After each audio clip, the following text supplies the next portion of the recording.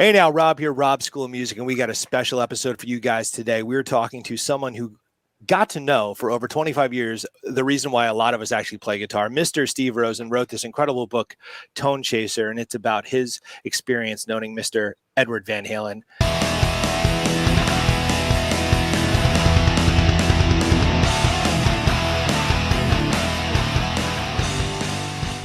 Oh, Rob, thank you so much, man. I'm really excited. Me too, man. And your school, the music thing is, I think that's fantastic.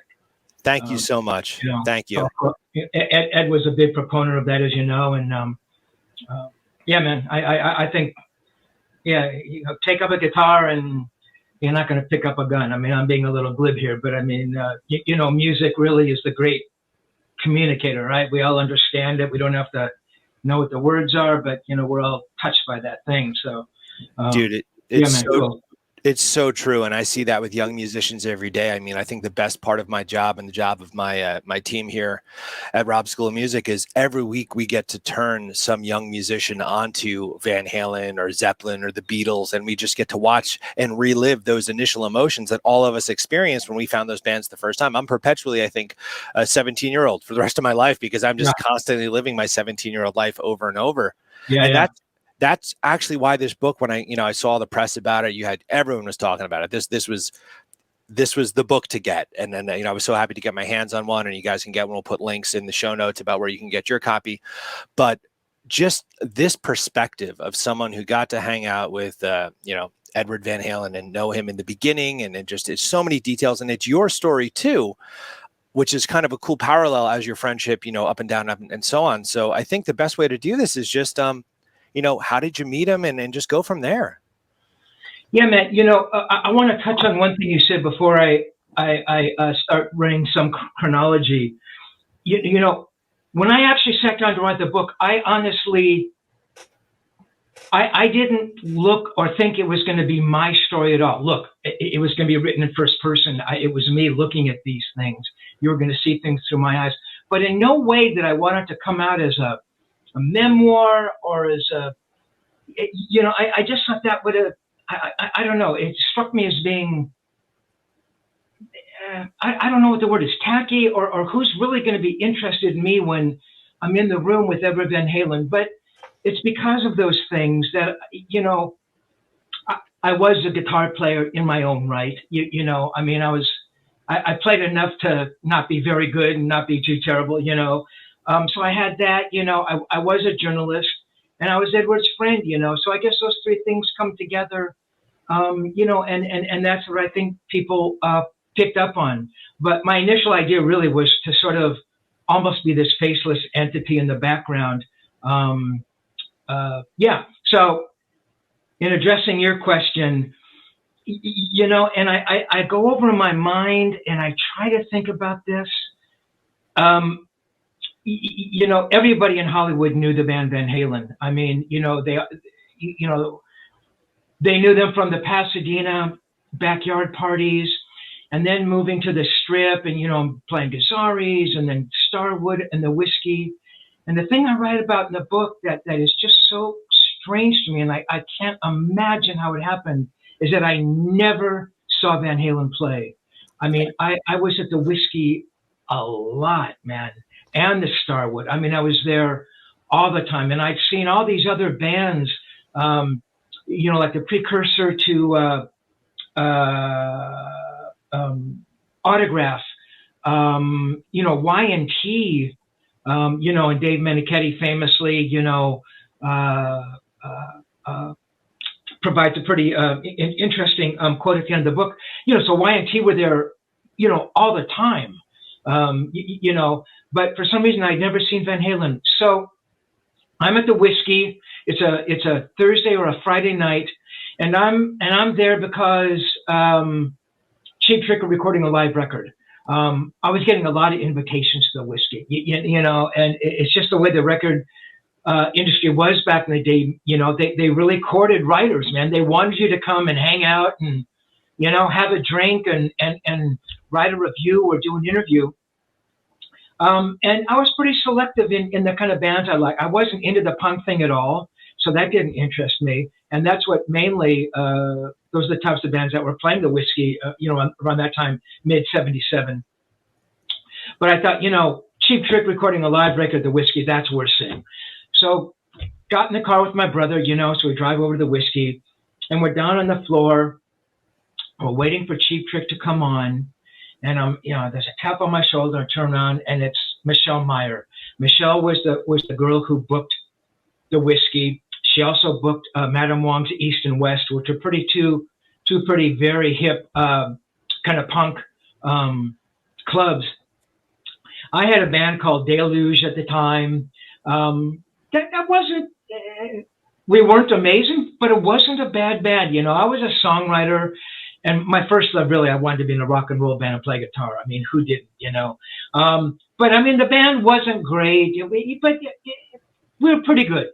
Somehow I had befriended Michelle, and she booked us into Madame Wong's East and West, without ever hearing the band. So I owed her. I loved Michelle. She was so great.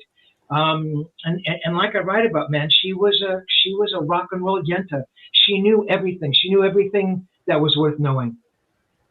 So she says, listen, man, there's this guy here, the guitar player. You got to meet this guy, And I didn't know who it was. She didn't tell me. So I walk upstairs, and again, it's another moment in time that I'm trying to remember. I walk in, one of the dressing rooms, and I see him, and I'm trying to remember, do I recognize this guy? Have I seen his face on posters? I mean, right, there's no internet, obviously. There's no albums out.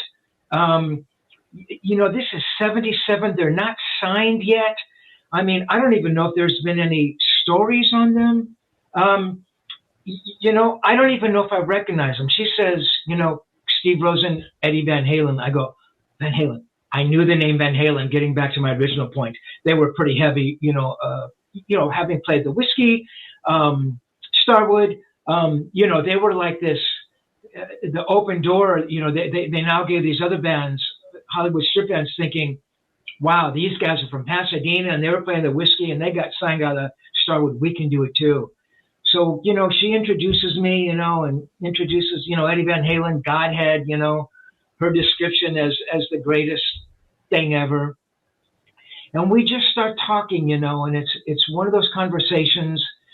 And God, I wish I had my cassette player back then, but I try to recall that moment, and it just felt so good. And he was so perfectly at ease with himself, And again, I hadn't heard him play.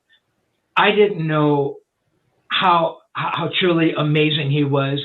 But, at the same time that he was at ease with himself, he had this self-confidence that I just thought was so unbelievable. As someone who's never had a lot of self-confidence in what he did, I just looked at that and I thought, God, the guy's just so sure of himself, man. But he's not in my face. He's not like saying, man, we got a deal on Warner's. He was just an unbelievably caring guy, and he wanted to hear about me, and we were talking about bands we loved, and Clapton comes up, and Blackmore, who would famously play a part in the book later on, as you all know, if you've read the book. So that was the first time I met Ed. I think that's June 77. I would interview him the first time in December of that year. The first record comes out, January 78, February 78. So again, I interview him before the record comes out. And yeah, man, the thing just grows from there. And I think it was because maybe I didn't know how amazing he was, that maybe I wasn't intimidated by just sitting and talking with him.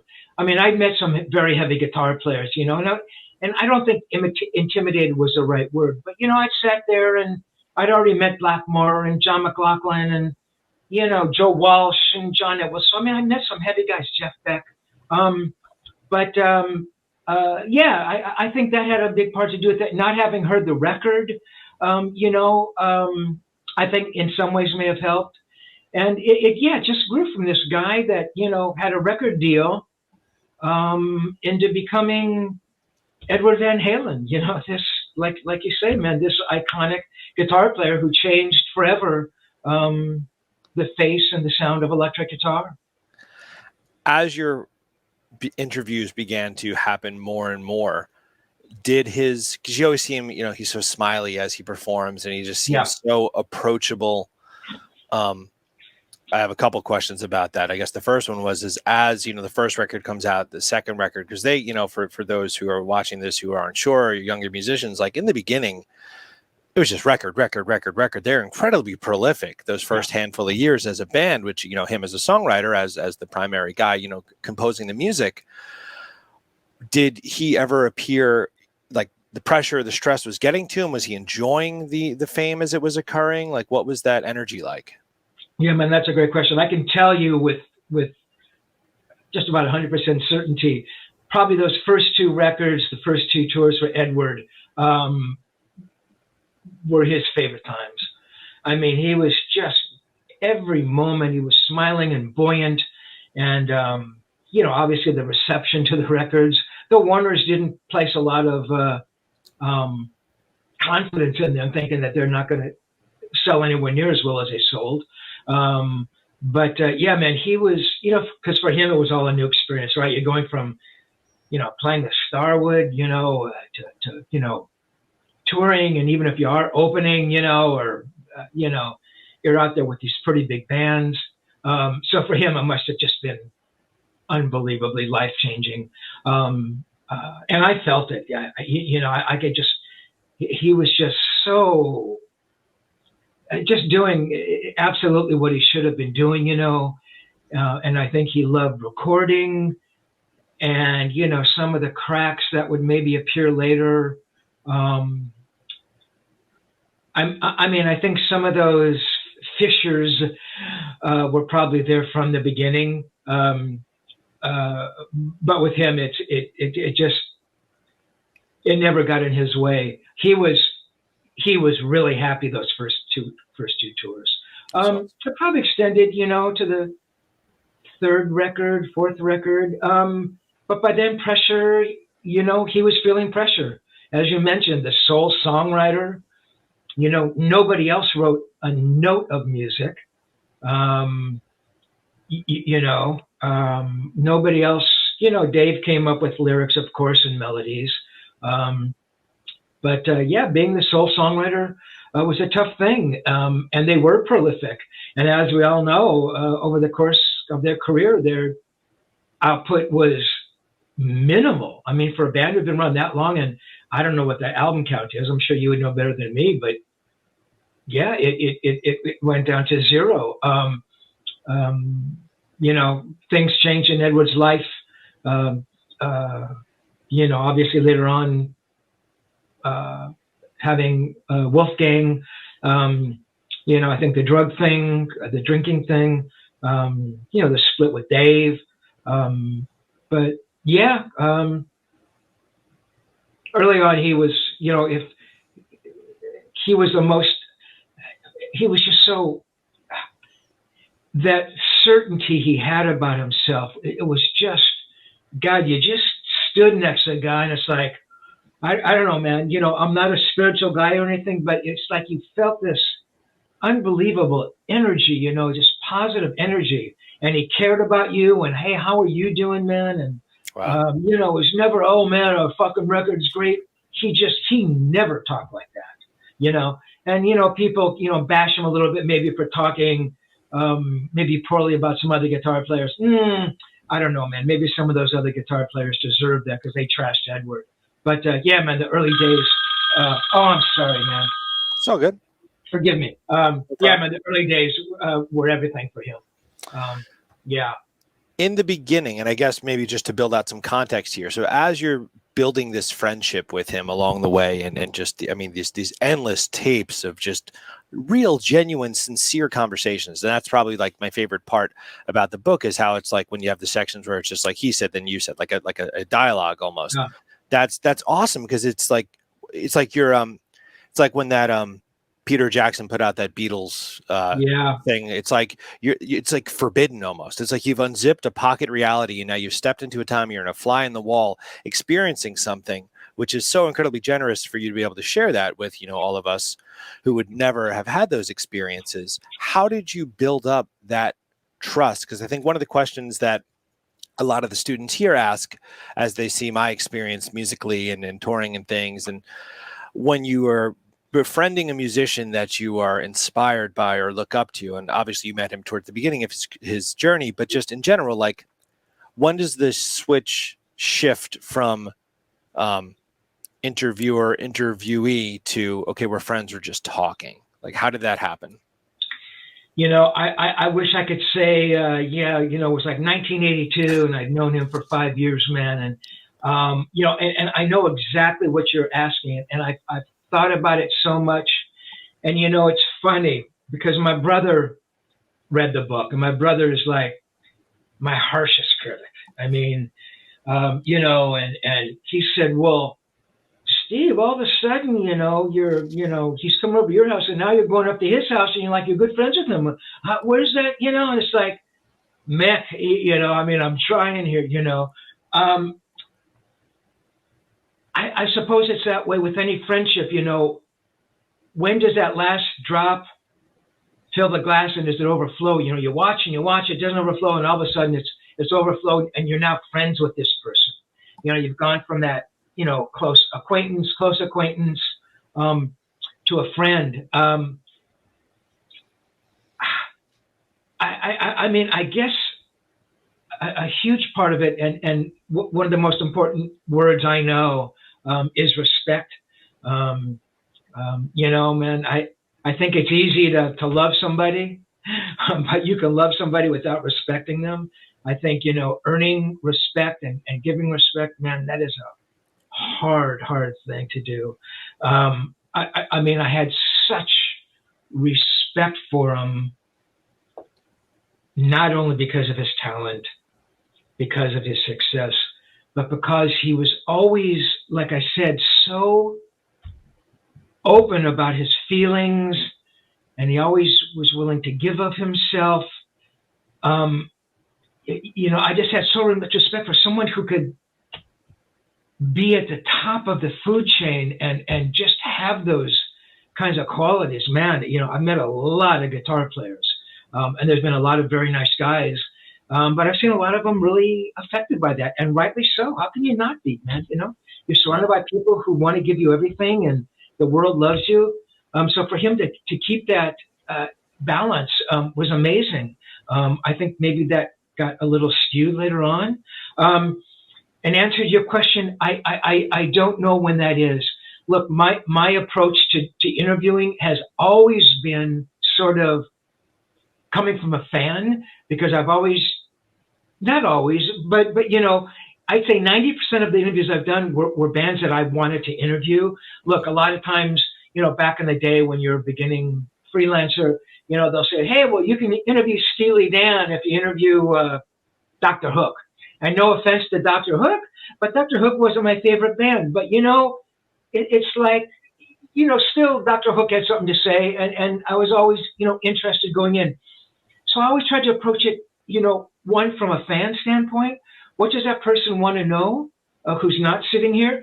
Two, as a guitar player and musician and songwriter, I knew the mechanics of all of that stuff. I didn't play nearly as well as any of those guys, but I understood how to write a song and chord changes and, major, I knew all that stuff. So I could bring that to bear. And also, I tried to be conversational about it, And so maybe Ed picked up on those things. Maybe he felt comfortable in my company. At a point in time, he realized I was someone he could confide in. I wasn't going to betray that trust, and I never did. An ally. I held on to that stuff for 20 years, 17 years. So yeah, I wish I could give you an answer, man. I would say, honestly, by 70 years, probably by 79, a couple of years. I think I would have called us friends. Yeah. He'd call and I'd call, and I don't think it would have been incorrect to say, yeah, Edward Van Halen is my friend, you know? So, Yeah, I mean, yeah. it comes across that way. And again, I really feel like that's what makes this such a unique, work to have out there, is just from that perspective where it's you're both, right? You're interviewing and you're gathering information, but you're also shooting the shit. And I think being able to do both seamlessly, weaving in and out, is a pretty cool thing to be able to do. On the musical side of things, I guess in my mind, you see him noodling, constantly noodling. Was there a guitar always in his hands? Honestly, we talk about that, as a joke, but every single time I saw him, he had a guitar in his hands. He would come over to the house, and if he hadn't brought one of his guitars, which I write about, I had my guitars, and I read about this. I had my guitar sort of set up in my living room. The little guest house that I described when we part way was very small. I think it was like 700 square feet or 600, but it was cool, and the bedroom was sort of a sunken room in the back, and there was no room to put it back there. And it's not like I had a separate office or anything. So they were kind of always set up in the front room, which is where you walked in the door. So, as soon as you walk in, they'd be in a stand, and pretty much the time I knew I had the Strat, which I talk about, and a Les Paul, and he'd go over and pick up typically the Strat. And yeah, man, he'd sit down and he'd tune it up, and he'd say, hey, can I do this or that, and he'd start noodling, and he'd light his cigarette, and the smoke, and, I'm gagging, but honestly, he really did have a guitar in his hand all the time. And certainly whenever I went up there, I'd come in the studio and he was sitting in the booth with a guitar, or he was standing up with a guitar. And the guitars were always all around, in stands, not in stands.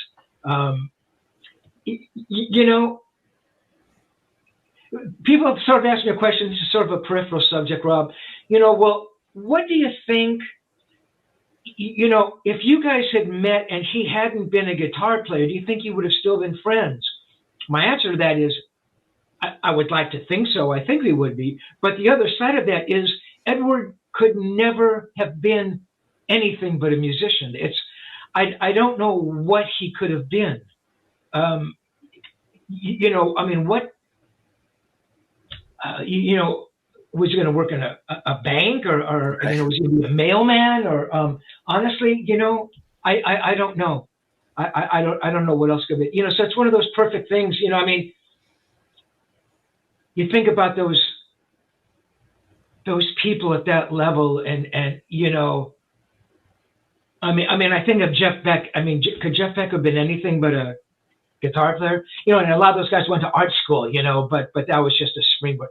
So yeah, for him having a guitar in his hand, what was as natural as, yeah, him having the cigarette, or somebody else not having a guitar in his hand.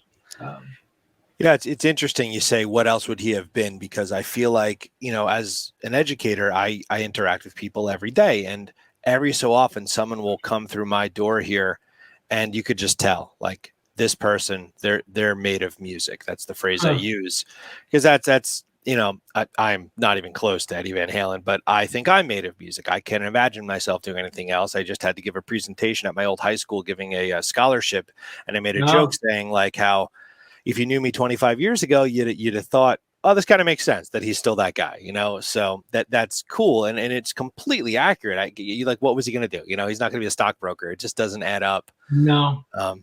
But yeah, funny. As he had, these guitars, the Frankenstrat and the black and yellow one, and the chopped up Explorer or Destroyer or whatever it was, like, yeah. Did you ever get to play them? And what did they feel like? Because I've heard stories that of people grabbing these guitars and the setups were atrocious and things were terrible. And it just, is that your experience as well? Oh my God. I thought I was going to, take one of his guitars and play like Eddie Van Halen. It didn't happen. But yeah, and I write about in the book, I played the yellow and black one. He brings over the Bumblebee guitar. I'm pretty sure I played the Frankenstrat up at 5150. And he always had those other miscellaneous guitars around. I think I might have played the V, the famous V on the cover of that first Guitar World story I wrote. The Bumblebee, because at that point I think that's the story where we switched guitars, and I thought, oh, this, I'm gonna play his guitar, and I'm thinking it was horrible. I mean, the action felt high, and again, as little as I played, I was always used to like a floating vibrato bar. His you could only push down, and it was like, it takes two hands to push it down. They played horribly. They didn't play well at all. I had played guitars from some other guys. I played one of Yngwie's Strats once, and that played pretty easy. I played one of Brian May's guitars. Wow. And his heavy string is an 8. I mean, it was like you couldn't even feel the strings under your fingers.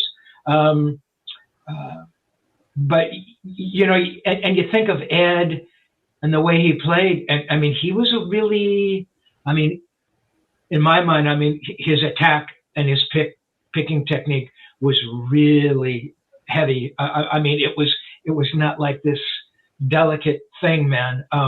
And watching him up close, I realized how hard he picked. But just the nuances of it and his control, and was just something else. But yeah, man, I thought his guitars played like shit. Yeah, I think that's incredible to me. And just for anyone watching this, like a lot of the things I'm asking about, this is all in the book. I'm just setting up the question so we can get into it. But you want to know more about the stuff, you get this book because it's killer. It's funny with him, his picking hand. I have a poster in one of the rooms here at the school of Dave doing the split in the air and Eddie doing his thing. And when I always reference it when I'm teaching a kid how to hold a guitar pick, because I always say to kind of hold it between these two fingers and keep your hand parallel to the like strings, like you could high five it. And he was always up like this. And I'm like, music is full of a 1,000 suggestions, very few absolutes. And no one was going to tell Edward Van Halen that's a weird way to hold your pick because he made it sing. That's so cool. Exactly, Rob. And then, holding it between, I don't have a pick here, but between these, the flutter thing, I watched him do that. And I was like, oh my God. Yeah. Yeah, no, he was unique. Yeah. And that's the other thing that, we don't forget about, but yeah, the fact that he's building his own guitars, and playing his own guitars and hearing the sound and creating the guitar. Actually, I've always been curious, and maybe I talk about it in the book, what came first? I think he probably must have heard something in his head and, was building the guitars to reproduce that sound, as opposed to building a guitar, hearing the sound, and then, thinking, oh, that's my sound. You know what I mean? I think somehow he from listening to, all the Clapton, Cream tracks, and Blackmore and the Marshall thing and, his other influences, but to hear it and then to build it and to have the guitar, recreate what you're hearing in your head, that's like a real step beyond for me. I mean, that's creating something. That's creating a whole universe. And I agree with that entirely. I've actually had heated conversations with friends of mine about that topic because, he was a trendsetter. He changed the game and a lot of people copied things he was doing. If you were to fast forward in time, another guitar player, totally different style, but someone who innovated and changed things would be Tom Morello. Tom Morello did a lot of things where he's tapping on the input jack and the whammy pedal and everything. I think, and this is my argument with my friends, the difference between the two is Van Halen was hearing something in his brain and then manifesting something to make it happen. Whereas Tom Morello, who's awesome, I'm not putting him down, I think he found sounds and then found ways to incorporate them into what he was doing. And those are two cool things, but I think they're different things. No, I agree with that analogy, Rob. I guess it would have been different. Yeah. And I love Tom, and I interviewed him a couple times, and very talented guy, and again, I don't know a lot about Tom Morello, but I suppose it would have been different had Tom Morello created the little switch thing that allowed him to, you know what I mean? It's like Edward was an inventor. Tom, is a technician, par excellence. But Ed was, inventing these things. I mean, that's, and they're talking to him, about, building a guitar, and, well, it's not that hard, man. You just put the neck on. Yeah, right. You just put the neck on. Yeah, like, I mean, look, man, for guys like you or guys that are around woodworking and you're used to doing that stuff, maybe, but to me,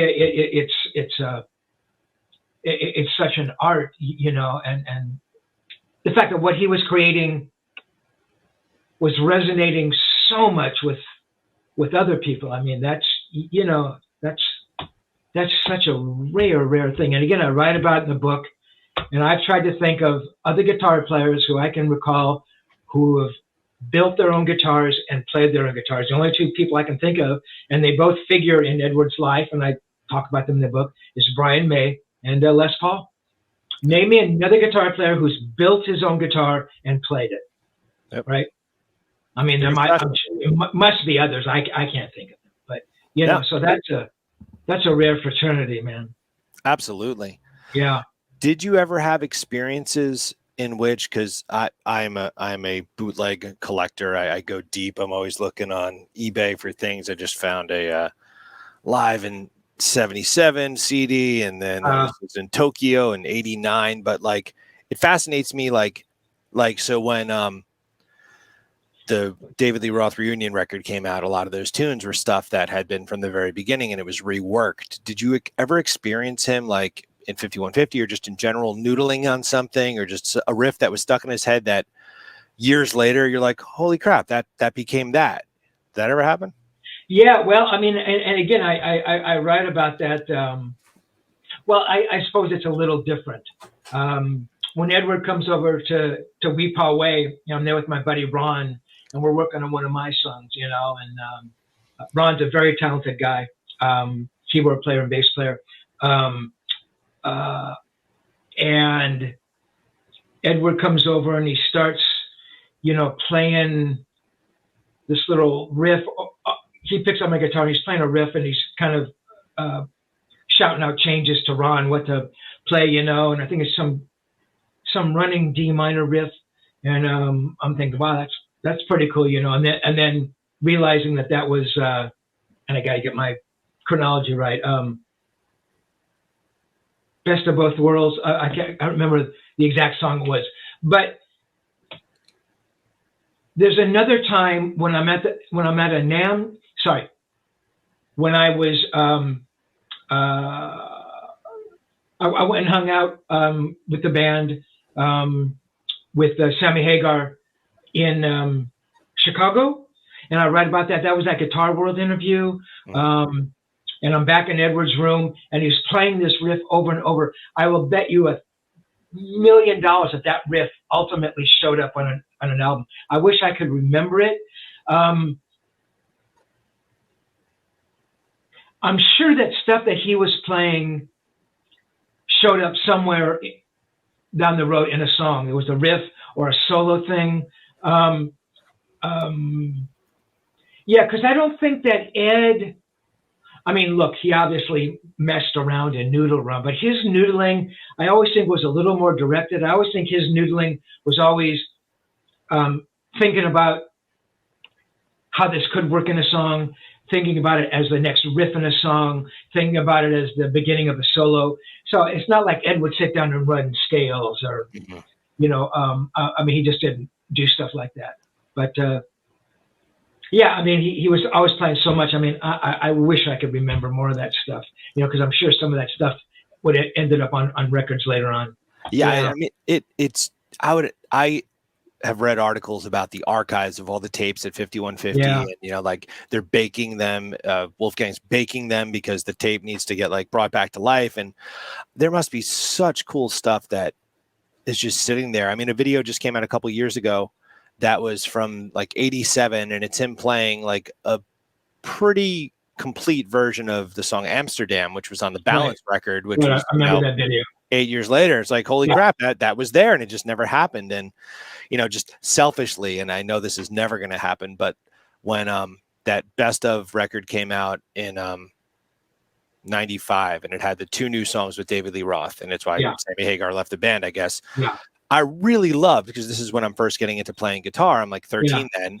I loved those new David Lee Roth songs. And one of them has been well documented, was a song that had been written for Balance that never finished, and there was an instrumental of it around. I would love to hear like what Sammy was trying to do with that, but whatever, that's just my nerdy stuff. No, that's interesting. Again,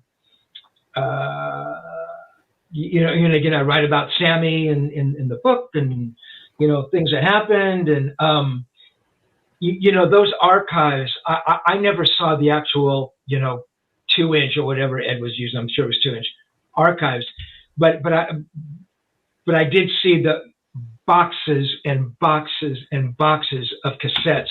Because Ed would record everything on cassette. So my God, on cassette, I mean, there's thousands of cassettes. I mean, getting the frame here, just crazy stuff. I mean, I'm sure there's some amazing stuff in there that there has to be, of course. And maybe it will see the light of day one day. Be pretty cool. Be cool. And it's funny, Rob, because I know a lot of people who really dug those 2 David Lee Roth songs.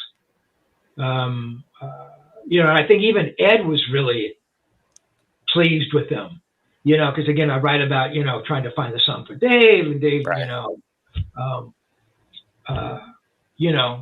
but Ed bringing in those other writers as well. I can't remember his name. Sorry. I mean, he has some other very talented writers participating in those songs as well. So, right. Yeah. There's a lot riding on him, and then it didn't really do anything until 10 years later, but it's all good, man. This, so where can people get this? Because I have a fun little activity I want to do at the end, but before we wrapped off, so I got this on Reverb. Is that where are people supposed to? Did you really? I did. Of course. I did. Where else would Rob's School of Music get my book than on Reverb? That's funny. It is available on Reverb. It's available on Amazon, eBay, and Etsy. I think Etsy, I've sold 3 copies. I thought, what the hell, put it up on Etsy. Yeah, why not? Somebody buying a homemade purse is going to buy my Van Halen book, right? And it's also available on my own website, which I had put together. And that address is tonechaserbook.com. Hagar or Roth? Oh my God. And I asked that to everyone, but I feel like it's extra pertinent here. Yeah. Look, I've written about Dave and Sammy in the book, of course. I was never a huge fan of Dave's. I cannot discount what he created and his importance in the band. And Sammy, I think technically Sammy was a better singer, but, and this is going to get me in trouble, I've never been a big Sammy Hagar fan. I mean, he's a very good singer. He's not the kind of singer I would listen to. I mean, when I think of singers, I think of Paul Rodgers or Roger Daltrey. I mean, and again, that goes back to the era I grew up in, and that's what I was listening to. If I had to choose one, I suppose I would choose Dave, because that was the era when Edward was happiest. Those are the earlier days. So yeah, that's why I would probably give Dave my vote there. So that's all good. I mean, that question is loaded because they both put out, from strictly a musical perspective, they both put out great music. Like I mentioned to you, I think before we started, my first Van Halen show was the Gary Cherone tour, and Gary Cherone sang both singers, and he had great stage presence. And to me, I would argue with friends growing up that, as sacrilegious as it was, I'm getting to see 3/4 of Van Halen and then a guy up there who can sing like both guys. So it's about the songs. And real quick, and I know you got to jump here, Rob, probably. I like that Gary Shalom record. Yeah, man. Me too. I thought he was a great singer. I thought lyrically it was really interesting. I guess some things went wrong, and the record didn't happen the way Edward was hoping it would, or Warner's or whatever. But yeah, I mean, look, but then Edward's tone had changed, But yeah, I thought Gary was a really, really good singer, and I'd interviewed Gary after the fact, and yeah, very cool guy, and yeah, great singer actually. And I loved his lyrics. So yeah, who knows, man? Who knows? Right. It's all good, man. It's good music. Well, Steve, thank you so much for your time. I appreciate you. Everyone, be sure to check out the book. I promise you, if you're a Van Halen fan, a music fan, a guitar player, just someone who's curious about an important part of our history culturally, this is a book you got to check out. So I keep finding where the camera's there. Thank you, Steve. Rob, thank you so much. And so, Rob, if I get your shred book, am I going to play like you? So actually, completely. So this book is not even a music education book. This is more like a self-help book. So this book, Shreds, is 20% stories from me, like 20% stories from my experience, 30% music education, but super topical, like chromatic scale and choose inspiration over intimidation. The remaining 50% is teaching you how to learn, how to practice. It's a way to live your life almost. And then it connects music as sort of a lifestyle. That's kind of the thing. Confusing title, but it's cool. I'll get you a copy. I'll send one over. I'd love to have a copy, man. All right, cool. We'll connect on email. I'll send it over. Excellent. All right, brother. Thank you so much. Thanks, Be Rob. good. All right.